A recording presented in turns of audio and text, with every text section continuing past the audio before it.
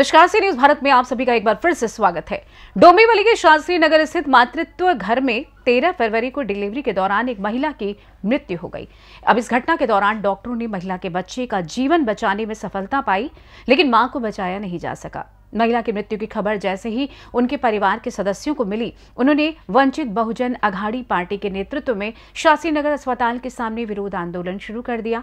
38 घंटे से चल रहे विरोध प्रदर्शन को देखते हुए शिवसेना उद्धव बालासाहेब ठाकरे के कल्याण जिला प्रमुख दीपेश मात्रे ने पीड़ित परिवार से मिलकर शास्त्री नगर अस्पताल के अधीक्षक से ये आश्वासन लिया कि दोषी डॉक्टरों के खिलाफ जांच कर कार्रवाई की जाएगी।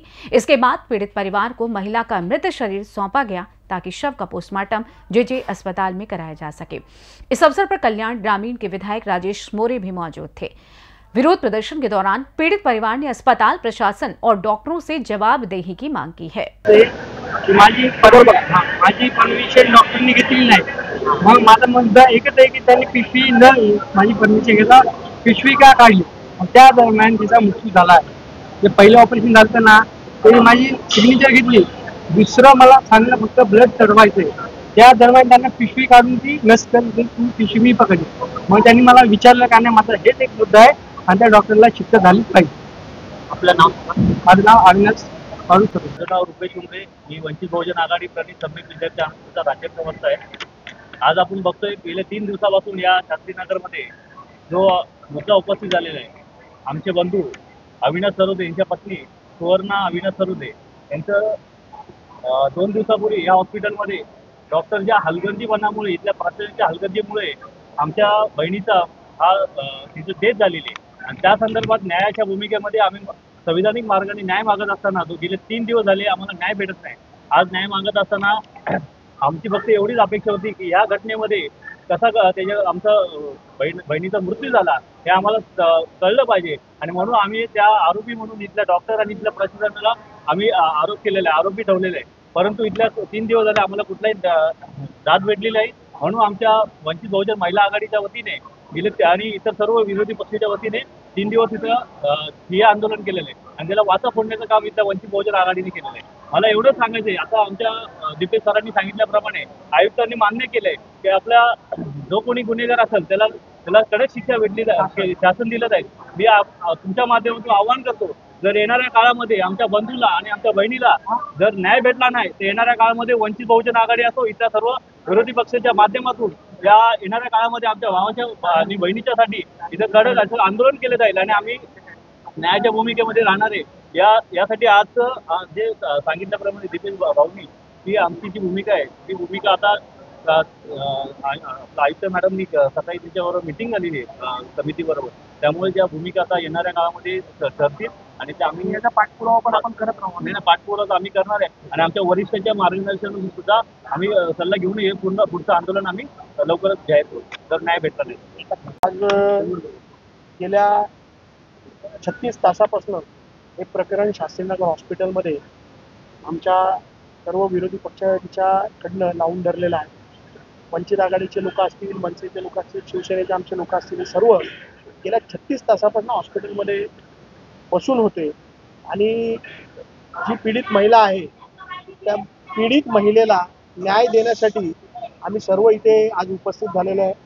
पीडित महिलेचे पती आमच्या आज बरोबर आहे, तिची एक लहान 3 वर्षाची मुलगी देखील आहे आणि आज तिच्या पदरामध्ये एक 2 दिवसाचा बच्चू देखील आहे। महाराष्ट्रासाठी ही दुर्दैवाची घटना आज कल्याण डोंबिवली शहरामध्ये घडलेली आहे आणि परिवाराचा आरोप आहे की ही या हॉस्पिटलच्या हलगर्जीपणामुळे ही घटना घडलेली आहे। आणि या सगळ्या गोष्टीनंतर जेव्हा डॉक्टरांशी चर्चा केली तर ज्या कुणाचं निग्लिजन्स आहे, म्हणजे ज्या कुणी हलगर्जीपणा केला आहे त्याच्यावरती गुन्हा दाखल करण्याचं कल्याण डोंबिवली महानगरपालिकेच्या आयुक्तांनी पत्राद्वारे आमच्याकडे कबूल केलेलं आहे। ज्या लोकांनी निग्लिजन्स केलाय त्या सर्वांवर कडक कारवाई आणि गुन्हा दाखल करण्यात येणार आहे। याच्यासाठी कल्याण डोंबिवली महानगरपालिकेच्या आयुक्तांनी आम्हाला एक पत्र दिलेलं आहे आणि त्या पत्राद्वारे त्यांनी आम्हाला सांगितलेलं आहे की ज्यांनी म्हणजे तो केडीएमसीचा स्टाफ असो, ऑनररी डॉक्टर्स असो या कोणीही असो, त्या सगळ्यांवर गुन्हा दाखल होईल आणि आमच्या मृत ताईला न्याय मिळण्यासाठी आम्ही आज नाही हलगर्जीपणा झाला आहे। आज कमिशनर मॅडमनी 3 लोकांची समिती नेमलेली आहे, त्याच्यामध्ये ठाण्याचे सिव्हिल सर्जन जे आहेत ते कमिटीचे अध्यक्ष असणार आहेत, त्याच्याबरोबर KDMCचे लोक असणार आहेत आणि हलगर्जीपणा झालाय का नाही 2 दिवसाच्या चौकशीमध्ये कळेल आणि ज्यांनी हलगर्जीपणा केला त्यांच्यावरती कडक शासन त्यांना व्हावं अशी आमची सर्व पक्षीय लोकांची मागणी. आम्ही मृतदेह आता ताब्यात घेऊन त्याचं पहिले पोस्टमॉर्टम करणार आहे आणि हे जे PM होणार आहे हे कल्याण डोंबिवलीच्या हॉस्पिटलमध्ये आम्ही नाही करणार आहे. हे जे हॉस्पिटलमध्ये आम्ही आज PM करण्याची आमची भूमिका आहे आणि त्याच्यासाठी आम्ही आजचा मृतदेह घेऊन जे हॉस्पिटलला 24 वर्षाची मुलगी या शासननगर हॉस्पिटलमध्ये प्रसूती होत असताना आणि डॉक्टरांच्या देखरेखीखाली होत असताना ऑपरेशन करत असताना तिचा दुर्दैवी मृत्यू होणं अतिशय चिंताजनक गोष्ट आहे. ज्या या कारणामध्ये दोषी असतील, कारण चुकीचं जर ऑपरेशन झालं असेल तर त्या डॉक्टरांवर कठोर कारवाई झाली पाहिजे आणि त्या मुलीला न्याय दिला पाहिजे असं माझी स्वतःची आमदार म्हणून मागणी आहे. कारण असं होणं दुर्दैवी आहे, असं कुठल्या पैसे व्हायला नाही पाहिजे. आताच मगाशी मी माहिती घेतल्याप्रमाणे डॉक्टरांच्याकडे माहिती घेतली, पोलीस DCP साहेबांना माहिती घेतली की हा रिपोर्ट जे हॉस्पिटलला घेऊन जाणार आहे तिकडनं पोस्ट रिपोर्टिंग येईल, त्याच्यात जो काही रिपोर्ट येईल त्याच्यावर जो येईल त्याच्यावर कठोर कारवाई केली. मी मधल्याही काळात इथे एक हॉस्पिटलला भेट दिली असताना तेव्हाही आयुक्तांच्या लक्षात आणून दिलं की बाबा आपण इथे चांगले डॉक्टर पाहिजेत. प्रसूतीसाठी आपल्याला कधी शिवाजी हॉस्पिटलला जावं लागतो ठाण्याला, मग तिथे न जाता ती इथेच झाली तर अतिशय चांगल्या प्रकारे होईल. तर त्याची सुधारणा चालू आहे. मी आपल्या मंत्री महोदय आंबेडकर साहेब यांच्याशी समोर चर्चा केली की जेवढ्या लवकर करता येईल तेवढं करेल. काही ट्रस्टीवरचे डॉक्टर आहेत जे स्पेशालिस्ट आहेत ते ऑपरेशन इथे करत असतात. आता मीही बघतो कोण कुठल्या डॉक्टरने ऑपरेशन केले, पण ज्याने केलं असेल आणि ज्यांच्या चुकीमुळे झालं असेल त्याच्या कठोर कारवाई झाली नाही घेतली. आता ते दवाखान्यात आपण चाललेलं आहे, ॲम्ब्युलन्समध्ये सजवलं आहे, ते पोस्टमॉर्टमला घेऊन चाललेलं आहे जे हॉस्पिटलला. तिकडे रिपोर्ट आल्यानंतर मग कारवाई होईल. आपल्या KDMCच्या प्रशासनातर्फे माननीय आयुक्त मॅडम यांच्या मार्गदर्शनाखाली आम्ही वैद्यकीय स्तरावरील एक चौकशी होणार आहे. त्याच्यासाठी जिल्हा शल्य चिकित्सक ठाणे यांच्याकडच्या टीमची द्वारे ती चौकशी होणार आहे.